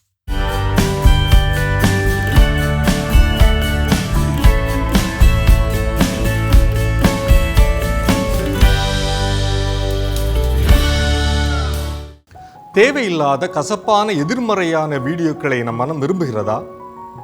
சமூக ஊடகங்களில் சண்டையிட்டுக் கொள்ளுதல், மனிதர்களையோ அல்லது மிருகங்களையோ துன்புறுத்தி வீடியோக்கள் கண்முன் வலம் வருவதை பார்த்திருக்கின்றீர்களா? டூம் ஸ்க்ரோலிங், அதாவது கெடுதிரை உருளல் என்ற வார்த்தையை கேள்விப்பட்டிருக்கின்றீர்களா? வளர்ந்து வரும் இந்த டிஜிட்டல் தொழில்நுட்ப சூழலில் மன உளைச்சல்களை ஏற்படுத்தும் சமூக ஊடக பதிவுகள் தேவைதானா? அதற்கான பதிலை வலை உலகத்தில் அருள்வாக்கின் ஒளியில் தேடுவோமா? எண்ணிக்கை 13-14 அருள்வாக்கு பகுதி. கானான் நாட்டை உளவு பார்க்கும்படி மோசே ஒவ்வொரு குலத்திலிருந்தும் ஒருவரை அனுப்பினார். இவ்வாறு அவர்கள் உளவு பார்த்து வந்த நாட்டை பற்றி தவறான தகவலை இஸ்ராயேல் மக்களுக்கு கொண்டு வந்தனர். அவர்கள் கூறியது, உளவு பார்க்கும்படி நாங்கள் சென்றிருந்த நாடு தன் குடிமக்களையே விழுங்குவதாய் இருக்கிறது. அதில் நாங்கள் கண்ட மனிதர் அனைவரும் மிகவும் நெடிய உருவத்தினர். அவர்கள் அரக்கர்களைப் போல் இருக்கின்றார்கள். அவர்கள் பார்வையில் நாங்கள் வெட்டுக்கிளிகள் போன்றிருந்தோம். இவ்வாறு அவர்கள் உளவு பார்த்து வந்த நாட்டை பற்றி தவறான தகவலை இஸ்ராயேல் மக்களுக்கு கொண்டு வந்தனர். ஆனால் நாட்டை உளவு பார்த்து வந்தவர்களிடையே இருந்த நூன் மகன் யோசுவாவும் எப்புன்னே மகன் காலேயும் தங்கள் உடைகளை கிழித்து கொண்டு இஸ்ராயேல் கூட்டமைப்பில் உள்ள அனைவரிடமும் கூறியது, உளவு பார்க்கும்படி நாங்கள் கடந்து சென்ற நாடு மிக சிறந்த நாடு. ஆண்டவருக்கு நம்மேல் நல்விருப்பு ஏற்பட்டால் பாலும் தேனும் வழிந்தோடும் இந்த நாட்டினுள் அவர் நம்மை அழைத்து சென்று அதை நமக்கு தருவார் என்றனர். ஒரே நாடு, ஒரே மனிதர்கள், ஆனால் சிலர் எதிர்மறையானவைகளை தேடி பார்த்து வந்து மக்களிடம் தெரிவித்தனர். ஆனால் யோசுவா போன்ற வெகு சிலரே நேர்மறையானவைகளை கண்டு வந்து மக்களுக்கு புது நம்பிக்கையை கொடுத்தனர். இன்றைய டிஜிட்டல் உலகில் எதிர்மறையும் நேர்மறையும் உண்டு. எதை தேடுகிறோம், எதை கண்டெடுக்கிறோம் என்பதில் புலப்படுகிறது நம் ஞானம்.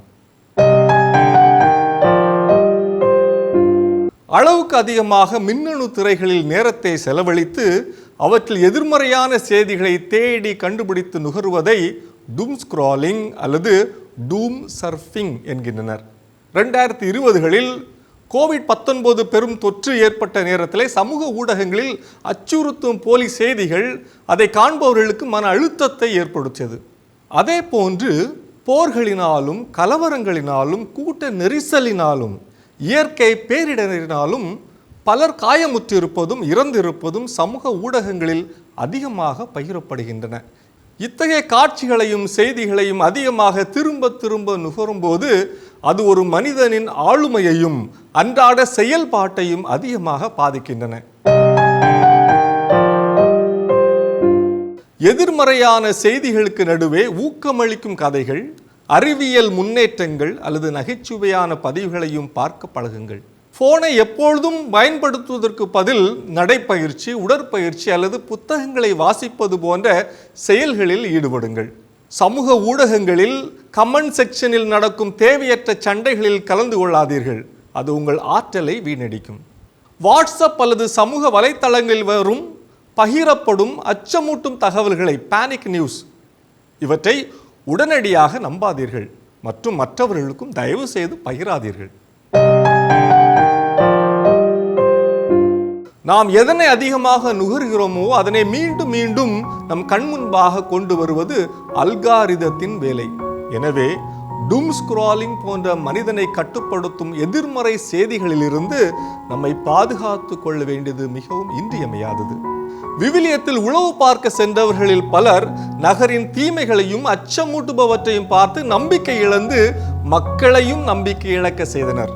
நாம் அவ்வாறு இல்லாமல் இன்றைய டிஜிட்டல் உலகில் யோசுவாவை போல நன்மைகளையும் நலமானவைகளையும் பற்றிய செய்திகளை மட்டுமே சேகரித்து கொண்டு அவற்றை மக்களிடம் பகிர்ந்து கொள்வோம்.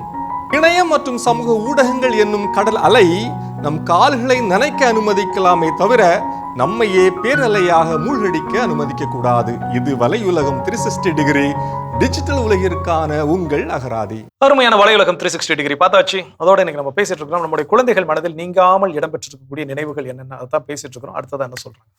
குழந்தைகள் எப்பவுமே பேரண்ட்ஸ் கிட்ட நிறைய கதை சொல்ல விரும்புவாங்க. அதாவது அவங்கள சுத்தி நடக்கிற சில சூழ்நிலைகளை சொல்ல விரும்புவாங்க. ஸோ அப்படிப்பட்ட அந்த தருணங்கள் அப்படி சொல்லும் பொழுது எந்த ஒரு இன்டராப்டும் இல்லாம, ஒரு ஜட்ஜ்மெண்ட் எதுவுமே கொடுக்காம, எந்த தீர்ப்பும் சொல்லாமல், எந்த குறையும் சொல்லாமல் எப்பொழுது ஒரு பேரண்ட்ஸ் நம்ம அதை காது கொடுத்து வாங்கியிருந்தோமோ அப்படிப்பட்ட ஒரு தருணம் ஒரு குழந்தைக்கு கிடைச்சிருந்ததுன்னா அது என்னைக்குமே அவங்க மறக்கவே மாட்டாங்க. அவங்களுடைய நினைவுகள்ல எப்பவும் இருக்கும். கண்டிப்பா அங்க குழந்தைகள் அவங்க என்ன கதை சொல்றாங்களோ அதை கேட்டாலே போதுமானது. குழந்தைகள் அவங்க வழி அவங்களே என்ன பண்ணிக்குவாங்க, பார்த்துக்குவாங்க. பல பெற்றோர் நம்ம இன்ன வரைக்கும் எவ்வளோ வளர்ந்துருந்தாலும் அவங்களுடைய குழந்தைகளுக்கு ஒரு 30-40 வயசு ஆனாலும் கூட அந்த பெற்றோர் இன்னும் குழந்தையாவே பார்த்து ஏதாவது ஒரு சில குறைகள், எங்கிட்ட இப்படி ஒரு பிரச்சனை இருக்குது, நான் வேலை பார்க்க இடத்துல இப்படி ஒருத்தர் பிரச்சனை பண்றாரு, இதெல்லாம் சொன்னா இந்த அம்மாவாலே அப்பாவாலே என்ன பண்ண முடியல, தாங்கிக்க முடியும். நீ அதையும் அப்படி பண்ற, நீ இதை இப்படி பண்ண அப்படி பண்ணுன்னு ஆலோசனை சொல்றதுக்கு தான் என்ன பண்றாங்க, ரெடியா இருக்கிறாங்க. அங்க தேவை என்னன்னா நீங்க ஜஸ்ட் காதுல கேட்டுக்கோங்க, அவங்க பிரச்சனை அவங்க என்ன பண்ணிக்குவாங்க, ஹேண்டில் பண்ணிக்குவாங்க. அது நீங்க போய் தீர்ப்பதற்கு அங்க ஒன்றும் கிடையாது. ஸோ அப்போ அப்படி காது கொடுத்து கேட்கக்கூடிய அந்த தருணம், எங்க அப்பாட்ட எவ்வளவு நேரம் சொன்னாலும் என்ன பண்ணுவாரு, என்னை பத்தி எந்த ஒரு தீர்ப்படக்கூடிய மனநிலை இல்லாமல், ஏன் நான் பண்றது சரி இல்லை நான் நல்லவன் நான் கெட்டவன் அப்படிங்கிற எந்த மைண்ட் செட்டும் இல்லாம நான் சொல்லக்கூடிய கதை அப்படியே நான் கதையாவே அவர் என்ன பண்ணுவாரு, கேட்பாரு. அப்படிங்கக்கூடிய தருணம் கடைசி வரைக்கும் அவங்க என்ன பண்ண மாட்டாங்க, மறக்க மாட்டாங்க. இன்னும் இது போல வர தருணங்கள் இருக்கு அப்படிங்கிறத தொடர்ந்து பேசுவோம். கண்டிப்பா.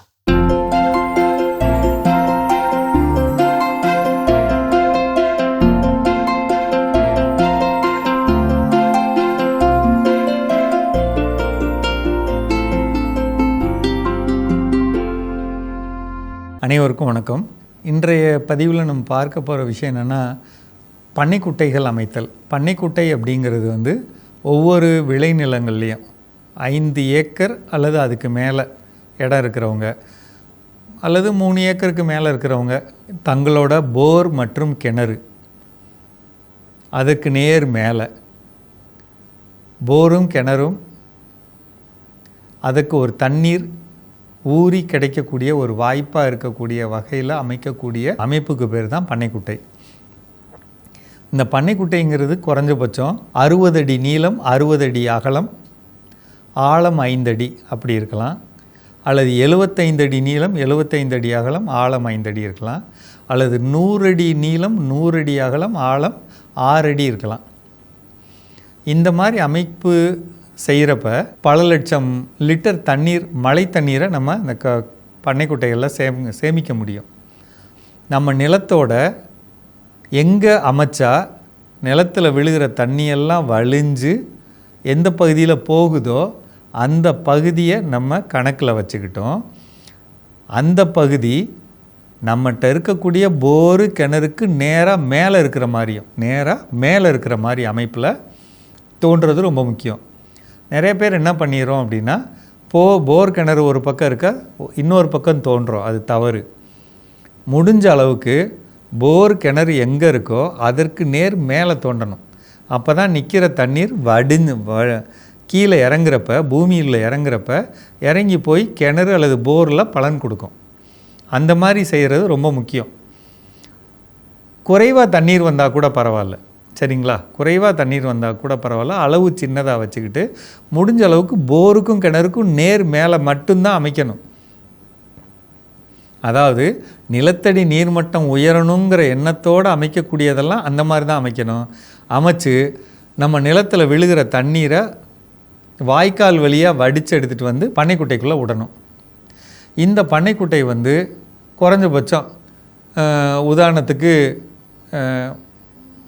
30 மீட்டர் நீளம் அல்லது 100 அடி அகலத்துக்கு போட்டோம்னா 30 மீட்டர் நீளம், 30 மீட்டர் அகலம், ஆழம் 2 மீட்டர் அப்படி நம்ம போட்டோம்னா உத்தேசமாக வந்து ஒரு 18 லட்சம் லிட்டர் தண்ணி பிடிக்கும் அப்படின்னு சொன்னாலும் குறைஞ்சபட்சம் ஒரு 16 லட்சம் லிட்டரு தண்ணீர் வந்து கண்டிப்பாக சிறப்பாக பிடிக்க வாய்ப்பு இருக்குது. அந்த மாதிரி தண்ணீர் வந்து அது 16 லட்சம் லிட்டரோ அல்லது 13 அல்லது 12 குறைந்தபட்சம் 10 லட்சம் லிட்டர் பிடிக்கிற மாதிரி நம்ம பண்ணைக்குட்டைகள் அமைக்க முடியும். இந்த குட்டைகள் யார் பண்ணி கொடுப்பா? வேளாண்மை பொறியியல் துறை, பக்கத்தில் இருக்கக்கூடிய வேளாண்மை பொறியியல் துறையில் போய் ஒரு விண்ணப்பம் கொடுக்கலாம். ஒன்று, அந்த அலுவலகம் எங்கே இருக்கும் அப்படின்னு சொன்னால் உங்கள் யூனியன் ஆஃபீஸ்க்குள்ளே வேளாண்மை துறை அலுவலகம் இருக்கும், அங்கே வேளாண் பொறியாளர் இருப்பார், அங்கே கொண்டே கொடுத்துக்கலாம். அப்படி இல்லைன்னா வேளாண்மை பொறியியல் துறை அலுவலகம் தெரிஞ்சால் கொடுக்கலாம். அப்படியும் இல்லைன்னா உங்கள் மாவட்ட ஆட்சித்தலைவர்கிட்டே கொடுத்துடலாம். மாவட்ட ஆட்சித்தலைவர்கிட்ட கொடுத்துட்டா அவரே வந்து அவங்களுக்கு அனுப்பிச்சு உங்களுக்கு சீனியாரிட்டி படி முன்னுரிமை அடிப்படையில் உங்களுக்கு கிடைக்கிறதுக்கு ஏற்பாடு பண்ணுவாங்க.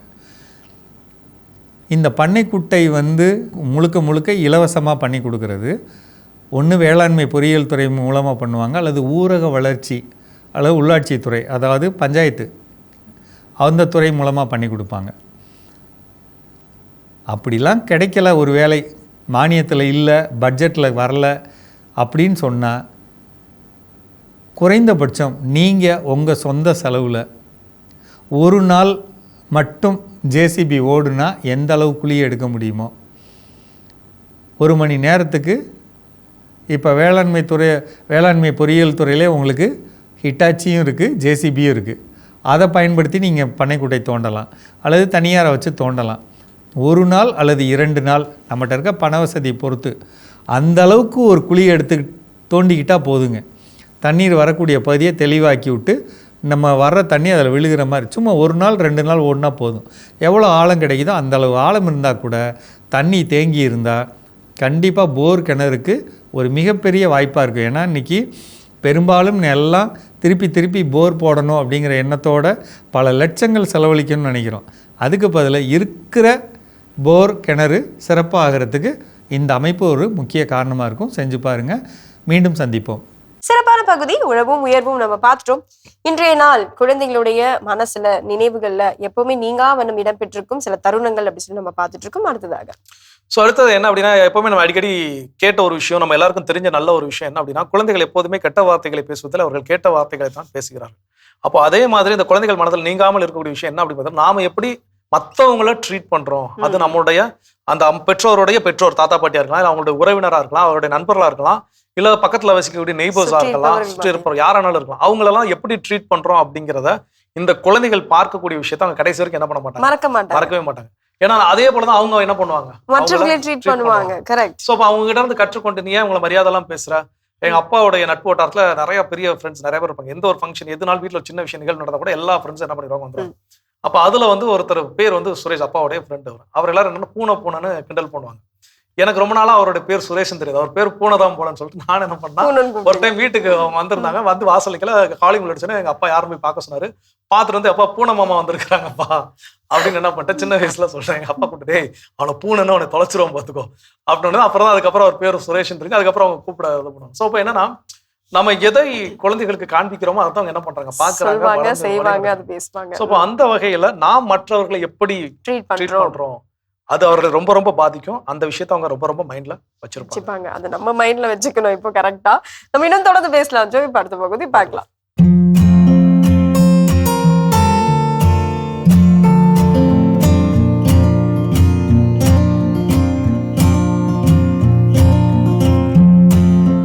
அன்பான மாதா தொலைக்காட்சி நேயர்களுக்கு வணக்கம். இன்றைய நிகழ்ச்சியில் ஆட்டிசம் பற்றி பார்க்கலாம். பொதுவாக ஆட்டிசம்னா என்ன? இந்த ஆட்டிசம் அப்படின்றது பாருங்கள், ஆட்டிசம் ஸ்பெக்ட்ரம் டிஸார்டர் அப்படின்னு சொல்லுவாங்க, ஏஎஸ்டி அப்படின்னு. இப்போ பார்த்திங்கன்னா சமீப காலமாக இந்த மாதிரி ஆட்டிசம் டெவலப் ஆகிருக்கிறது ரொம்ப ஜாஸ்தி இருக்குங்க. ஆட்டிசம் பாதிக்கப்பட்ட குழந்தைகளும் ரொம்ப ஜாஸ்தி இருக்காங்க. இதுக்கு பலவிதமான ரீசன்ஸ் இருக்குது. ஃபர்ஸ்ட் ரீசன் என்ன அப்படின்னா, எல்டர்லி பிரைமரி கிராவிடா எல்லா மதர்ஸ்க்கும் அது வருதா அப்படின்னா கிடையாது. பொதுவாக பாருங்கள், 30 வயசுக்கு மேலே தாய்மை அடையிறது முத குழந்தை அப்படின்னும் போது இது வரத்துக்கான வாய்ப்பு உண்டு. பட் கன்ஃபார்மாக இதுதான் ஒரு ரீசன் அப்படின்னு சொல்ல முடியாது.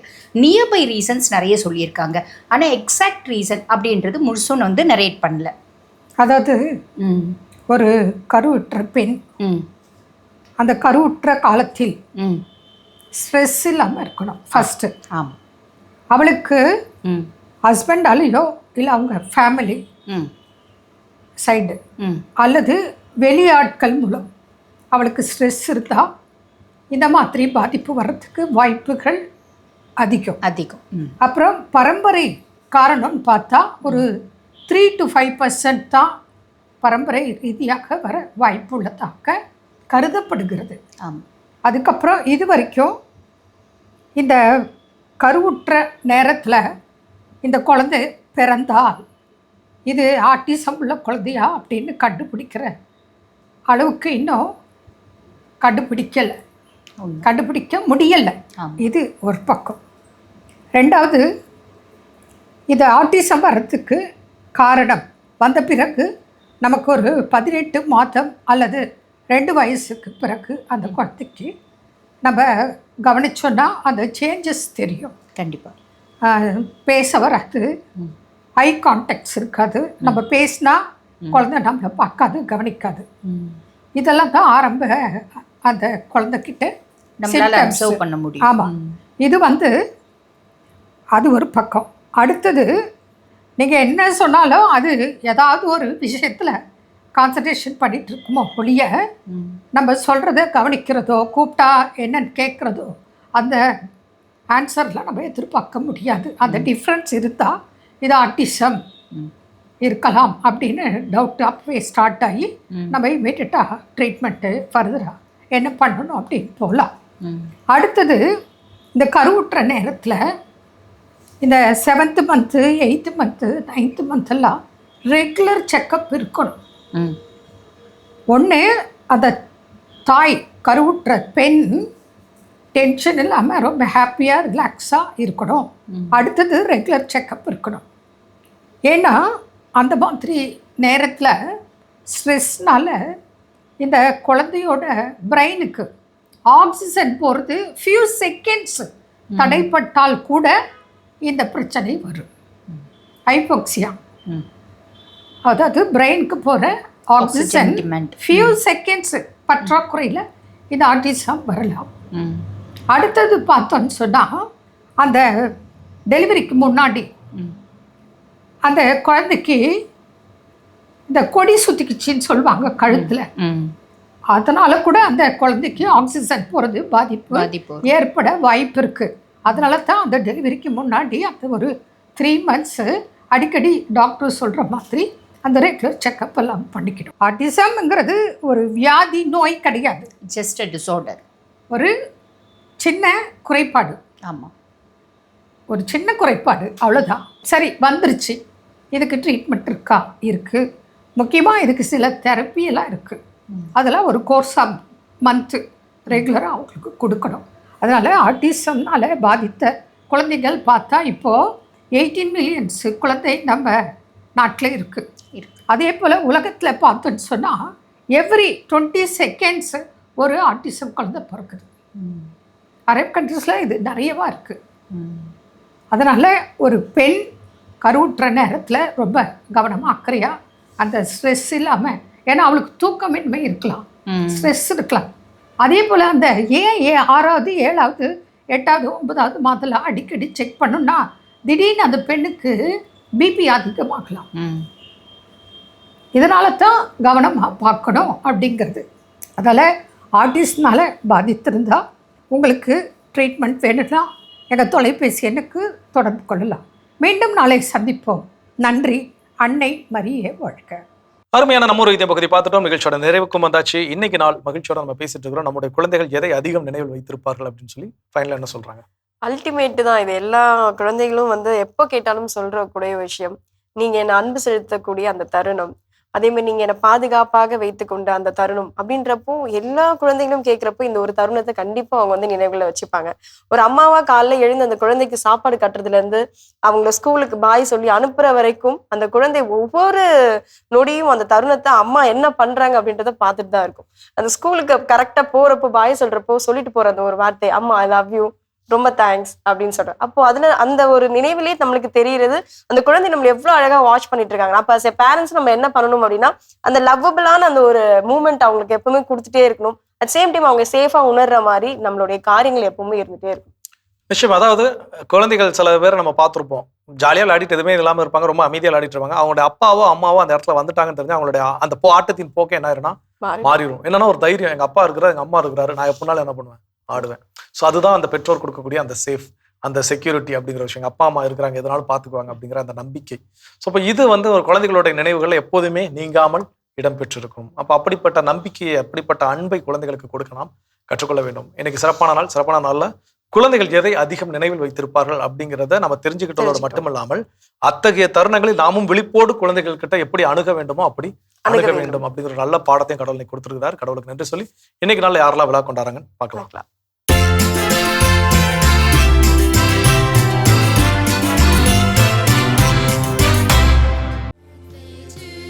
சலேத் அனின்ஷா இன்று தனது 2ஆம் ஆண்டு பிறந்தநாளினை கொண்டாடுகிறார். இவரை வாழ்த்துபவர்கள் அப்பா ஆக்னஸ், அம்மா சித்ரா, தாத்தா பாஸ்கர், பாட்டி ராஜேஸ்வரி, அத்தைகள் அஜிதா, அனிதா, குடும்பத்தினர், உறவினர்கள் மற்றும் நண்பர்கள். கெபா இவான் இன்று தனது பிறந்த நாளினை கொண்டாடுகிறார். இவரை வாழ்த்துபவர்கள் அப்பா ஜோசப் ஜீவராஜ், அம்மா பிரவீனா, சகோதரி இமாகுலேட் ஜோனா, சகோதரர் இமானுவேல் செல்தோஸ், ஆச்சி, தாத்தா அந்தோனி பால்ராஜ், மரிய பொன்னம்மாள், குடும்பத்தினர், உறவினர்கள் மற்றும் நண்பர்கள். அன்பானவர்களே, இன்று விழா கொண்டாடும் உங்கள் அனைவருக்கும் இறைவன் தரக்கூடிய அன்பான பரிசு திருப்பாடல் 91:7. உம் பக்கம் 1000 பேர் வீழ்ந்தாலும் உம் வலப்புறம் 10,000 பேர் தாக்கினாலும் எதுவும் உம்மை அணுகாது. இந்த இறையாசியோடு நீங்கள் வாழ நாங்கள் ஜெபிக்கிறோம். அன்பானவர்களே, நல்வாழ்வு வாழ்வும் நல்ல நினைவுகளை சேமிப்போம் என்ற இந்த சிந்தனையோடு இன்றைய கடவுள் வணக்கம் நிகழ்ச்சியை நாங்கள் நிறைவு செய்கிறோம். இந்த நாள் இனிய நாளாக அமைய மாதா தொலைக்காட்சியின் வாழ்த்துகளும் ஜெபங்களும். மீண்டும் உங்கள் அனைவரையும் கடவுள் வணக்கம் நிகழ்ச்சியில் சந்திக்கும் வரை உங்களிடமிருந்து விடைபெறுகின்றோம். இயேசுவுக்கே புகழ். மரியே வாழ்க. ஒரு வழியா காலேஜ் முடிச்சிட்டேன். எப்ப வேலைக்கு போற? ஐடி வேலைலாம் கஷ்டம்பா. வேலை கிடைச்சிருச்சா? எனக்கு இந்த கவலையே இல்லை, ஏன்னா நான் SLA இன்ஸ்டிடியூட் ஜாயின் பண்ணியிருக்கேன். ஜஸ்ட் 4 months ட்ரைனிங் கம்ப்ளீட் பண்ணதும் என்னோட ஐடி கேரியருக்கு நான் ரெடி ஆயிடுவேன். SLA Institute, right way to IT job. Contact 8870767784.